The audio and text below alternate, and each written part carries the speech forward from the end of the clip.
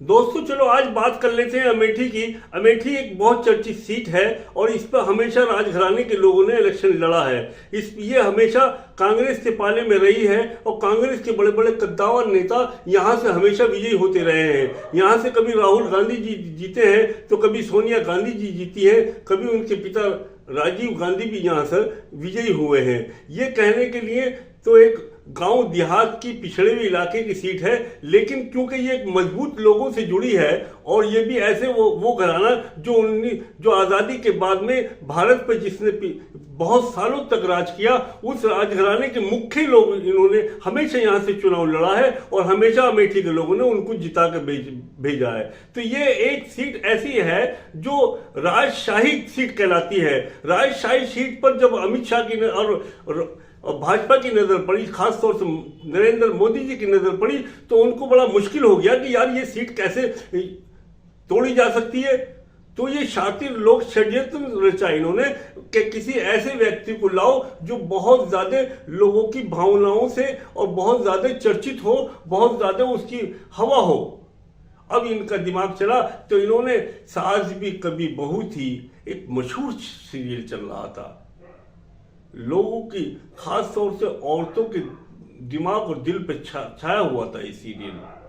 उसकी जो मुख्य भूमिका निभा रही थी एक्ट्रेस जो थी वो थी स्मृता रानी। बॉम्बई से उठाकर भाजपा ने यूपी के उस इलाके में जाके उनको प्रत्याशी घोषित कर दिया। ओफो, क्या नजरिया है। एक आदमी को बॉम्बे से उठाया जाता है और अमेठी में प्रत्याशी बनाया जाता है, दूसरे को बॉम्बे से उठाया जाता है और मेरठ में प्रत्याशी बना दिया जाता है। यानी कैसी कैसी सोच है, कैसी मोनोपोली है।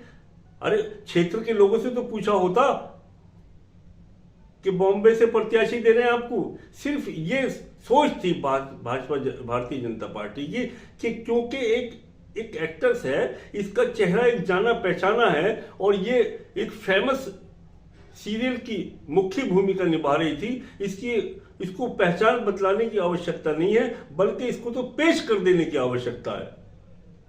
यानी उसकी वो प्रसिद्धि, वो गुडविल जो इसने वहां कमाई थी, उसको भाजपा ने एक तरह से उसको भुनाया। ये स्मृति ईरानी को भी नहीं पता कि मेरी गुडविल को भाजपा ने भुना लिया। आज वो तो आज तक खुश हैं कि मैं सांसद हूं। अरे सांसद जो यहां से कोई दूसरा बन ही नहीं सकता था, बरेली अमेठी से कोई बन ही नहीं सकता था। वो तो भाजपा का एक माइंड है कि उन्होंने उठा के लाके यहां पेश कर दिया ताकि जनता जो है वो देखने पहुंचे कि हो ये एक्टर्स आ गए बॉम्बे से हमारे पास में। यानी आप राजनीति को इतना गंदा कर रहे हैं। क्या उनके घर में कभी उनके पिताजी, उनकी माताजी या उनके दादाजी कभी राजनीतिक रहे हैं या राजनीति की परिभाषा ये जानती थी? जो लाकर तुमने थोप दिया सिर्फ एक षड्यंत्र और अपने मकसद को हासिल करने के लिए, और उसमें भाजपा पूरी तरह से कामयाब भी हुई। स्मृति ईरानी को लोगों ने लगे हाथों ले लिया।